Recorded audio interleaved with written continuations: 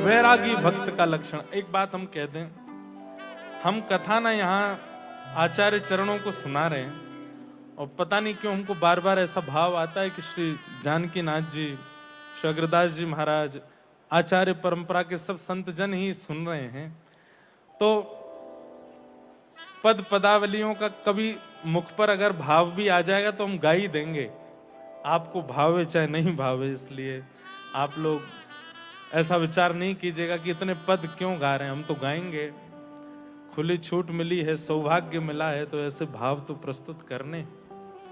वैरागी व्यक्ति का लक्षण क्या है? ये लक्षण है, चाहे जो प्रस्तुत हो जाए पर मेरे तो गिरधर ही गुणगान, यह मूरत खेलत नैनन में, यही हृदय में ध्यान।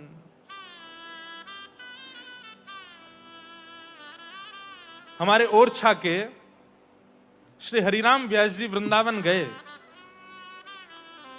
और वृंदावन जाकर के श्री राधा वल्लभ लाल जी का दर्शन करने के बाद में जिज्ञासा प्रकट की कि मुझे हितरवंश महा। तो हरिराम व्यास जी बोले, प्रसाद भी सिद्ध करते रहेंगे और मेरी जिज्ञासाओं का समाधान भी करते रहेंगे, दोनों काम एक साथ हो जाएंगे। तो ये बात जाकर के किसी ने श्री हितरवंश महाप्रभु से कह दी कि ऐसे ऐसे हरिराम व्यास जी आए, नाम तो उनका था ही, सब जगह जानते थे लोग, और कहा कि वो कह रहे हैं कि प्रसाद भी बनाते रहे, मेरी जिज्ञासा का समाधान भी करते रहे, मुझ पे अब रुका नहीं जा रहा है। तो महाप्रभु जी ने कहा उनको भीतर बुला लाओ, रसोई की दहली पे बाहर बैठा दो। तो हरिराम व्यास जी जैसे ही आकर के बैठे तो यहां क्या देखा कि श्री हितरवंश महाप्रभु चूल्हे पर रखी हुई सामग्री को नीचे पधरा करके चूल्हा ठंडा कर रहे थे, मतलब सामग्री अधूरी ही उतार दी उन्होंने। तो हरिराम व्यास जी देख करके चिंतित हो गए, बोले भगवान जय जय, मैं तो चाहता था कि आप प्रसादी सिद्ध करते करते मेरे जिज्ञासाओं का समाधान कर देते, पर ये तो मुझे ऐसा लगता मैंने विक्षेप किया, आप प्रसादी बना रहे थे और आपने प्रसादी नीचे पधरा दी। हितरवंश महाप्रभु का उत्तर ऐसा था कि हरिराम व्यास जी जीवन भर के लिए फिर वृंदावन में ही रम गए। क्या उत्तर दिया? बोले कि आपके लिए भोजन बनाना हाथ की क्रिया होगी, पर मेरे लिए तो मन की क्रिया है। आपकी जिज्ञासा का उत्तर देना भी मन से होगा और भोजन भी मन से बनेगा। मन एक है, मैं दो जगह कैसे लगाऊं? अगर आपकी जिज्ञासा का उत्तर देना है तो मैं प्रसाद नहीं बना पाऊंगा।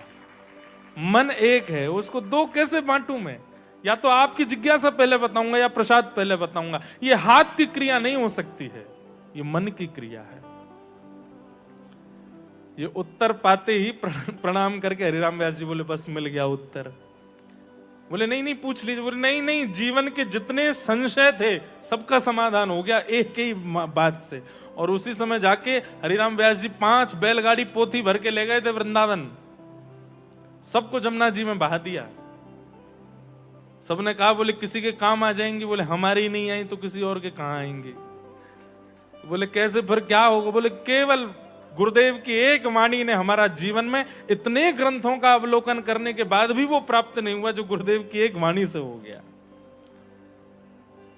समझ में आई बात? एक वैरागी का लक्षण क्या है? यह मूरत खेलत नैनन में, यही हृदय में ध्यान, मेरे तो गिरधर ही गुणगान। वैरागी का मतलब सब छोड़ छाड़ करके एकांत में रहे वो नहीं, सबके बीच रहते हुए भी कृष्ण ना तजे, वो वैरागी है, वो विरक्त है।